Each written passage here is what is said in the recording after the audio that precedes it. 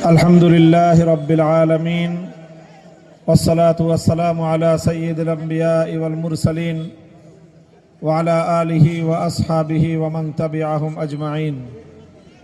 أعوذ بالله من الشيطان الرجيم. بسم الله الرحمن الرحيم. ولا يجرمنكم شنآن قوم على ألا تعدلوا اعدلوا هو أقرب للتقوى. صدق الله العظيم. আসন্ন ত্রয়োদশ জাতীয় সংসদ নির্বাচনে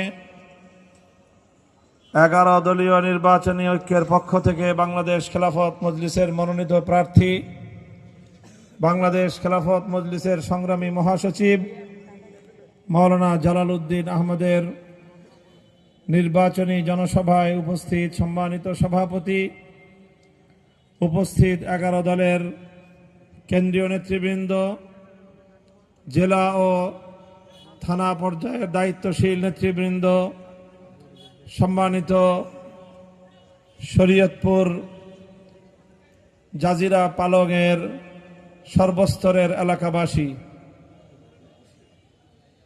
আমরা বাংলাদেশের এক ইতিহাসের বাঁক বদলের সময়ে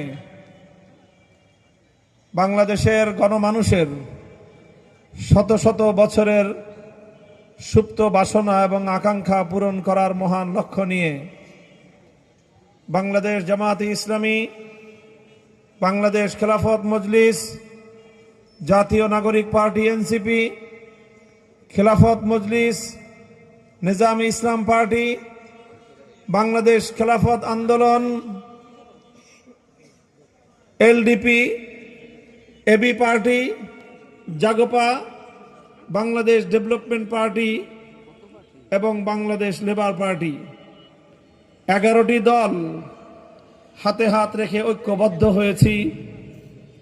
আমাদের এই ঐক্য কোনো ব্যক্তি, দল, গোষ্ঠী অথবা জোটের স্বার্থ রক্ষা করার উদ্দেশ্যে নয়। আমাদের এই ঐক্য বঞ্চিত অধিকার হারা বাংলার 18 কোটি মানুষের কাছে তাদের অধিকার পৌঁছে দেয়া।